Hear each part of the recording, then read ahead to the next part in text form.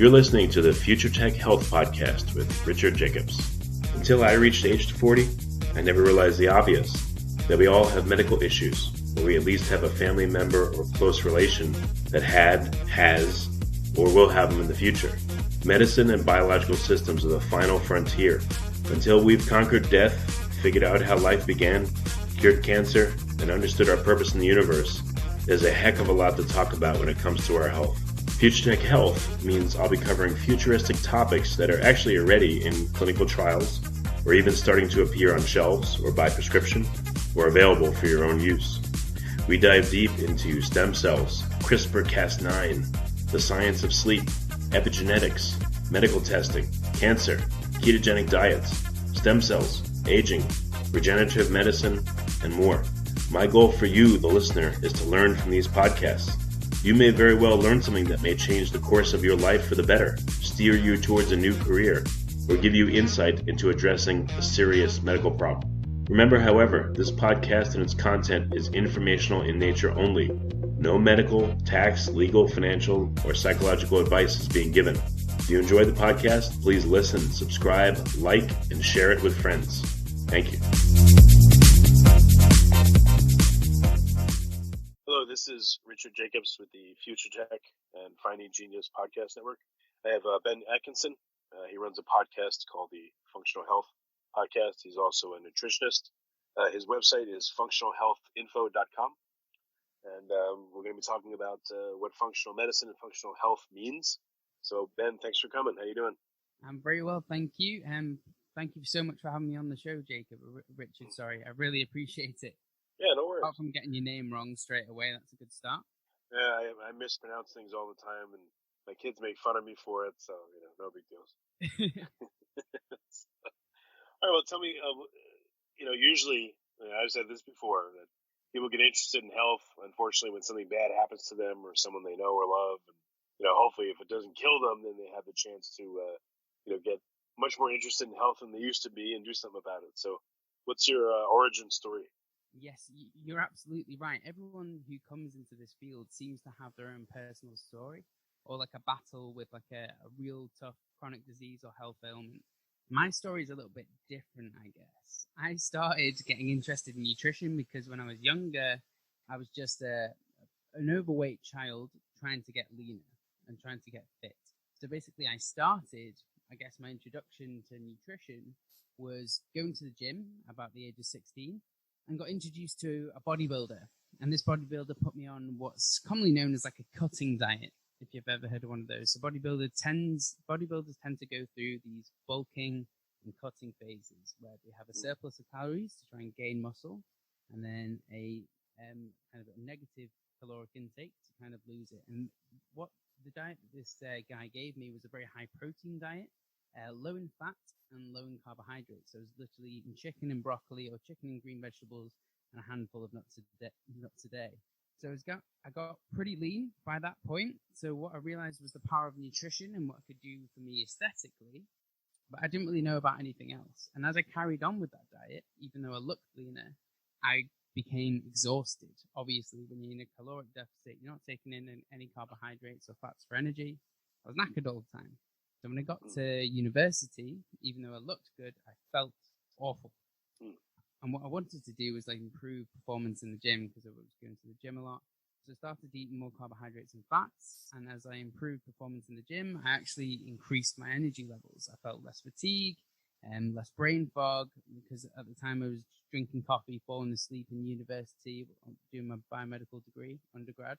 And then really realized the power of nutrition then. And the more I researched into it, the more I realized nutrition has a role in not only helping you function aesthetically or helping you look different, but actually how you feel and how your body responds to the environment around you, including the prevention of illness and possibly even helping to cure or working in collaboration with medicine and conventional medicine to help restore health from the most chronic diseases and some of the most common ones as well, such as like high cholesterol, high blood pressure, things like that. I remember one time when I was drinking too much coffee, my wife made me a coffee and she took a picture of me because I fell asleep drinking it. There's a picture of me like sitting on the couch asleep with the coffee in my hand, almost spilling. I thought that was like pretty ironic. But if you have too much of it, that's it backfires and doesn't wake you up. It makes you tired, actually. Yes, exactly. And that's the kind of thing that I was experiencing. I mean, when you're younger, you're meant to be like thriving with energy. Everyone always tells me they had more energy when they were younger. But when I was 20, when I was 16, I had no energy at all. I was falling asleep multiple times a day, had to take naps. So, I really think nutrition was a big part in that, and probably too much coffee. And most people know that as you get older, I remember I used to work at this engineering firm, and I was 22, 23, and all the guys I worked with like 40s and 50s, and we'd eat lunch, and I would eat like crazy, and I would say, hey, aren't you going to eat that? Come on, guys. And they would say, you can't eat like this when you get older. You'll see. And I said, yeah. And I would eat their food. And then now that I'm in my 40s, I realize, yep, they're right. Because I eat, less than half of what I used to eat. But, it's still not easy to, keep it a good weight. Yes, you need to be more careful. Yeah, I understand that. So it sounds like you just didn't go in for, basic nutrition. You kind of went above and beyond. Is that what you did? Like, what was your nutrition journey? You first did this high protein, like cutting diet, but then it sounds like you got more sophisticated. So what did you do from there? So I guess through my biomedical science degree, I kind of understood the biochemistry of like why certain foods were healthy, quote unquote, healthy for you or beneficial for your health, and then got to understand why certain diets were beneficial for someone's health, but not necessarily beneficial for someone else's health. And that's when it really like hit home. I was like, I need to study this. This needs to be part of my life. So I went to go do a master's at King's College London, and kind of dive deep into what foods work for different people and kind of the idea. And from there, actually, I met a bunch of people, doctors and nutritionists and dietitians and nutritional therapists in different fields, and realized that they all have kind of efficacy in treating certain illnesses or certain conditions, but they come at it from different modalities. So that was really interesting for me, and from a functional perspective as well. The idea that, there's a lot of separation right now in the medical field, and we need to change that so there is not separation, but synchronicity. People need to work collaboratively together to kind of get the best health outcome. And that's where I went with that. I started studying these kind of health practices, and that's where it brings me to where I am today with the podcast and the people I meet and what inspires me to move forward. So where have you landed? Do you have private clients that you consult for, or is it more of like your own personal journey and the podcast just informs you about different approaches? Yes, exactly. The latter more than the former. So I've seen family friends and things like that, but I don't have personal clients myself, although a lot of people ask me now due to the podcast. And it's something which I'll probably consider doing. But I'm so kind of ingrained into trying to build the collaboration up with different health practices and healthcare professionals that's my main focus right now. And I think I will eventually see clients. And I love people, so I'll be very excited to do so. But right now, it's not my main interest or main goal. So, how many people have you podcasted with? And, what are some interesting anecdotes or things you learned from talking to them?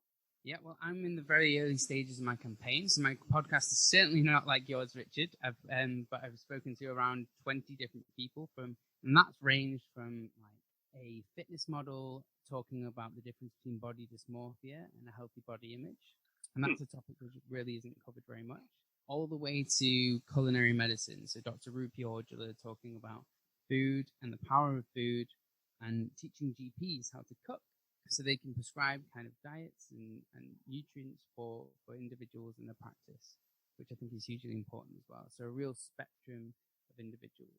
And I guess, so they kind of vary, and I try not to take sides. I take a step back and let them speak about their expertise. But I've had people like Dr. Tom, who's completely anti-gluten, so thinks gluten is the root cause of a lot of autoimmune conditions and things like that. And I've had other people on who suggest it's not the case.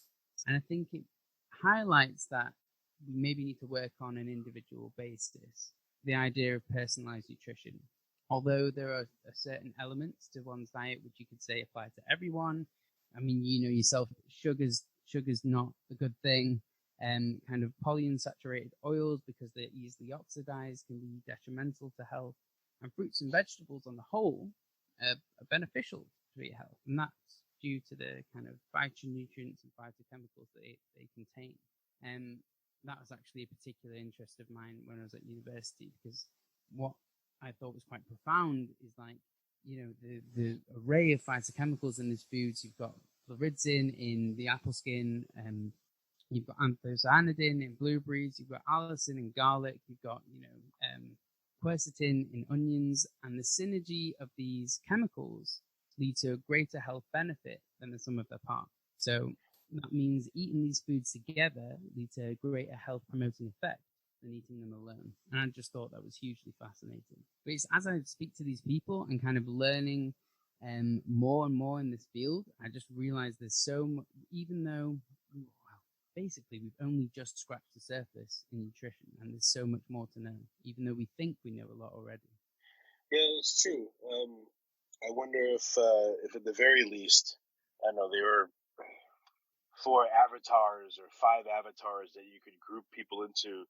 Even that, in terms of nutrition, would probably be a good start, instead of just, you know, one size fits all. I know a tremendous amount of research never goes into all these diets, eating protocols, and everything, but it still seems to be a one size fits all, no matter what the protocol is. So again, even a few different avatars would probably make it a lot better.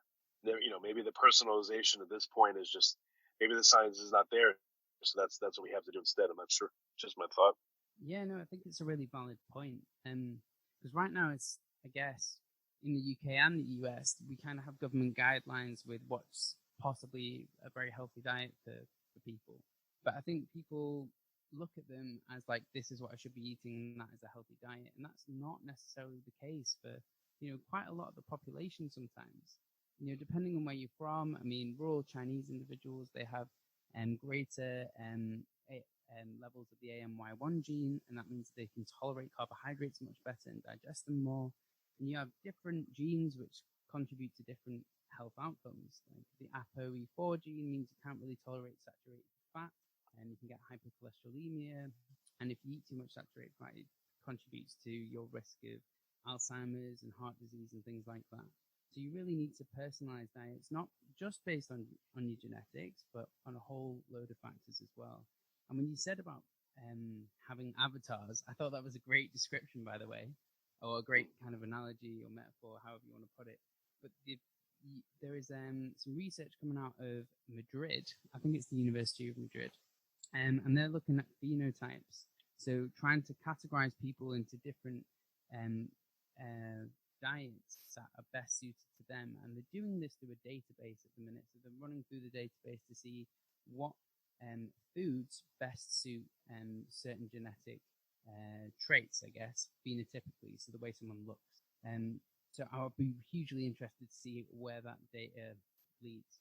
Yeah, a friend of mine, he did what's called the ALCAT Platinum test. It's a food sensitivity and allergy test. It tests like 320 different foods. Yeah, he said he didn't feel well. Yeah, he said he wasn't feeling good. He did the test, and some of the foods he didn't even think that, you know, they didn't think bothered him at all. And he followed it, and he says he's feeling a lot better. So that's like one level of personalization. Another level is experimenting, trying different ways of eating and seeing how you feel. I mean, just how you feel is probably a pretty good gauge of how something affects you. And I don't think people pay attention to it very much. I know there's plenty of times I haven't. So I guess there's many ways for people to, to help themselves without having to just sit there and wait for genetics to come back or to be told by, some scientific publication. They can act now and do more. Yes, I absolutely agree. And I've said it before, like how you feel is such a good indicator. And, you said you didn't always kind of follow it yourself in terms of how you felt. And I did the exact same thing. I was eating different foods, but at one point I was eating tons of eggs. I was eating eggs every single day for breakfast, and they were just not agreeing with me. I felt bloated and had stomach cramps, etc. And was like, eggs are meant to be good for me. Well, this is what I thought at the time. And I was like, what's wrong with them. There's nothing like fibrous, which can cause stomach upset. So I was quite confused. But possibly what it was, I was eating too many of them and my body just wasn't tolerating them anymore. And I think a lot of people could learn from, just because a food might be healthy for you, and that includes vegetables, nightshades, or fermentable fibers, so things like garlic. Just because it's defined as healthy doesn't mean it's best suiting you. If you're feeling, you have malaise, you're feeling fatigue, you're bloated, maybe even though that food is a vegetable, it's not serving you, and you might just have to avoid it. Yeah, like I used to eat cashews all the time, and then I had learned that they may or may not be good for you, and I realized when I would eat them, I would feel a little bit overfull and a little bit like not well. So I stopped eating them, and I felt a lot better. And it was just very subtle, but it was only when I paid attention to it and read about it a little bit as just an example, something that affected me. Another strange thing is I noticed as I've gotten older, I would eat pineapple. And then my mouth would itch sometimes, right? Eat pork and my mouth would itch. And I looked, and it's weird. There's this, I guess, this protein or something that's in pork and pineapple. And I looked on Google, and some people have that allergy. And one of my kids has it, like a pork and pineapple thing. It's weird. So I only have cooked pineapple if I'm going to have it, and pork. It depends on the cut, but if I get the wrong one, I know immediately my mouth itches like crazy. So it's just strange what happens, and some things seem to affect you all the time, and some things only crop up after a period of time. It's just interesting. Yeah, really, really interesting. And I think it just highlights your point that people need to pay attention to what works for them. Just out of interest, what is it in? Because I thought it was bromelain, which is the enzyme in pineapple which helps to digest protein. I thought people were reacting to that, but I'm not sure it's in pork. So it might be something else. You've got my brain going off on one now. I'd have to look it up. Maybe that's something that we can put in the show notes. Yeah, it's something to look up. But again, I definitely have it's an uncommon food allergy.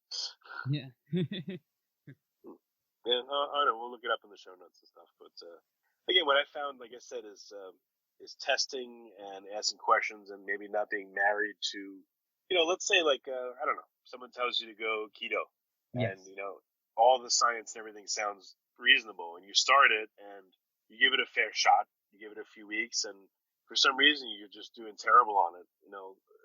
Don't think, oh, there's something wrong with you. Like, maybe stop, maybe go halfway, try something different. I mean, that's, again, these are just recommendations. Like, it's a common sense, but listen to your body and really pay attention to it and see what it's doing to you.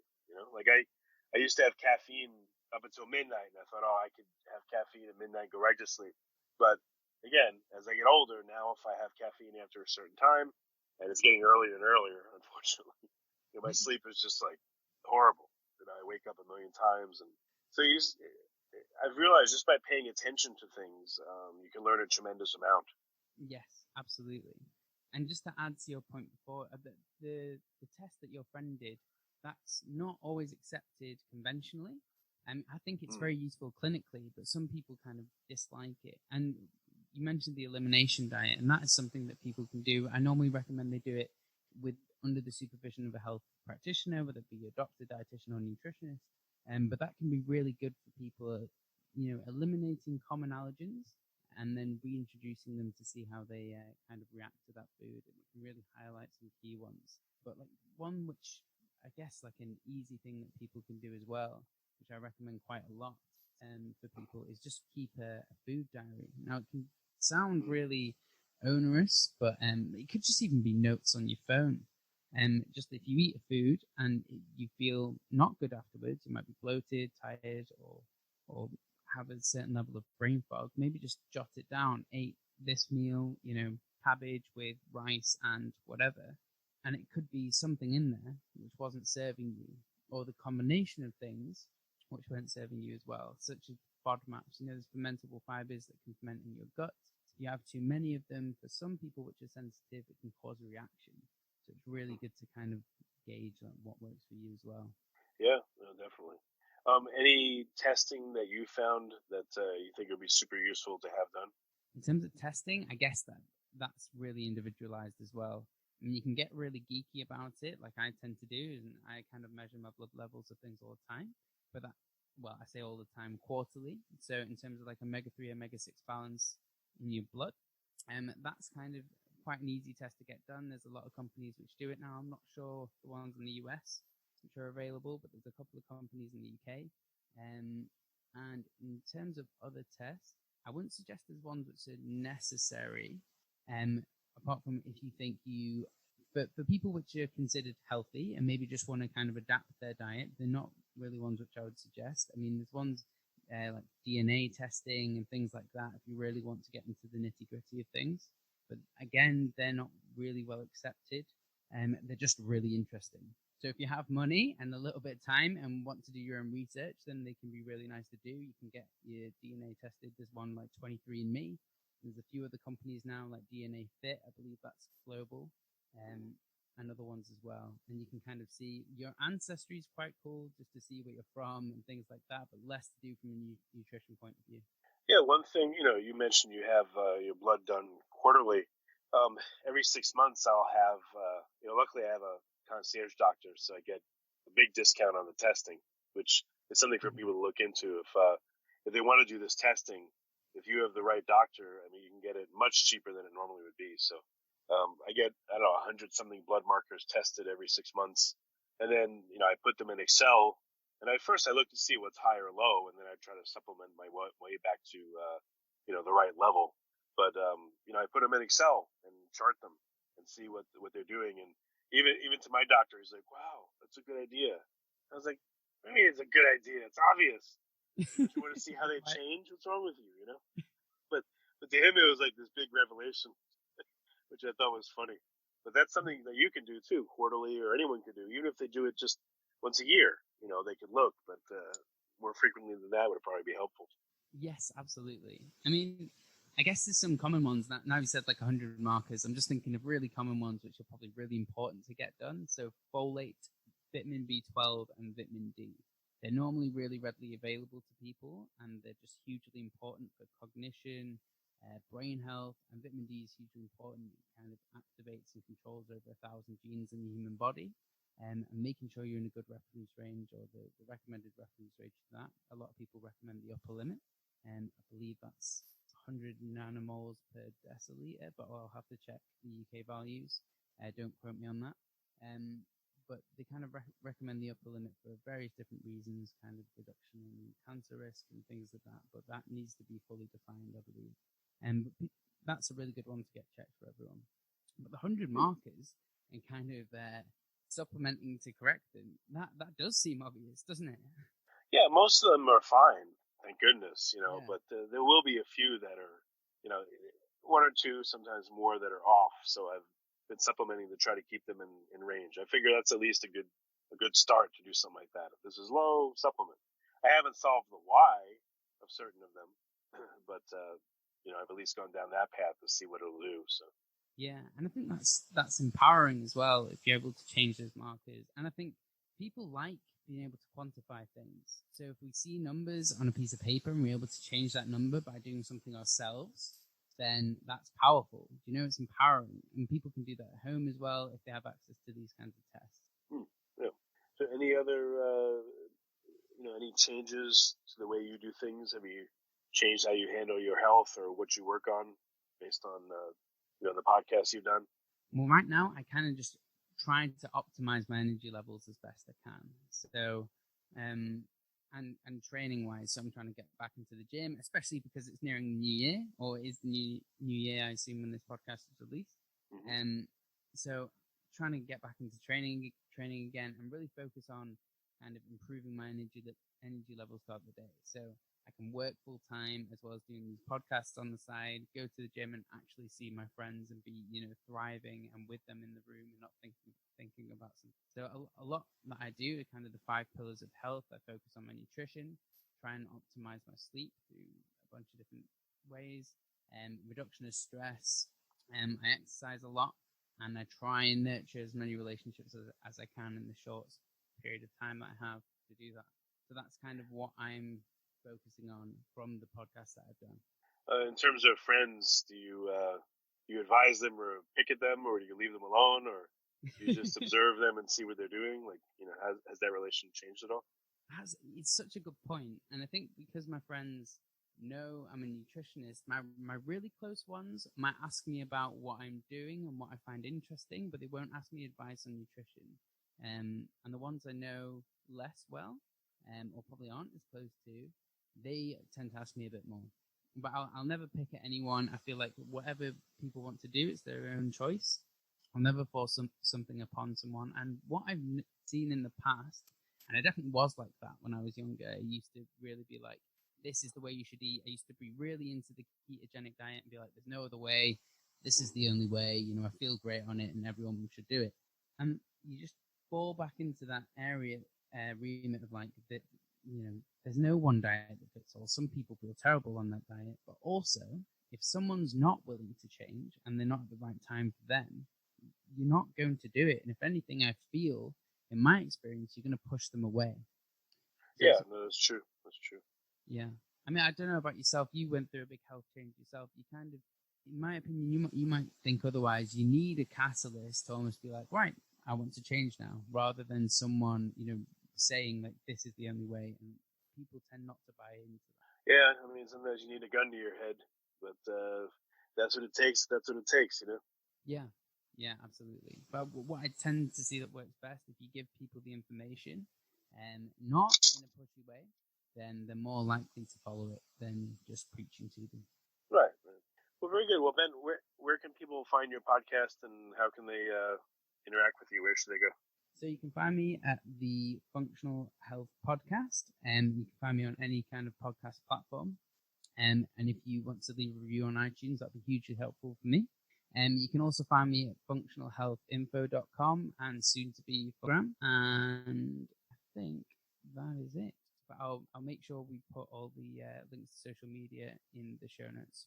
But the development, I'll just quickly tell you a little bit. The platform and the website will have New Year, some articles, some ideas of what institutions you can go to if you want to learn more about nutrition and health, and if you want to become a practitioner yourself, and hopefully develop a way just to integrate everyone onto one platform in terms of health practices and health professions. That's great, Ben. Thank you for coming. Richard, it's been an absolute pleasure. Thank you so much for having me on, and I do hope we can speak again soon.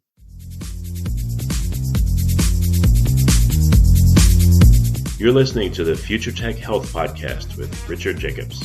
Until I reached age 40, I never realized the obvious, that we all have medical issues, or we at least have a family member or close relation that has, or will have them in the future.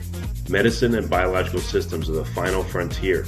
Until we've conquered death, figured out how life began, cured cancer, and understood our purpose in the universe, there's a heck of a lot to talk about when it comes to our health. Future Tech Health means I'll be covering futuristic topics that are actually already in clinical trials, or even starting to appear on shelves or by prescription, or available for your own use. We dive deep into stem cells, CRISPR-Cas9, the science of sleep, epigenetics, medical testing, cancer, ketogenic diets, stem cells, aging, regenerative medicine, and more. My goal for you, the listener, is to learn from these podcasts. You may very well learn something that may change the course of your life for the better, steer you towards a new career, or give you insight into addressing a serious medical problem. Remember, however, this podcast and its content is informational in nature only. No medical, tax, legal, financial, or psychological advice is being given. If you enjoyed the podcast, please listen, subscribe, like, and share it with friends. Thank you.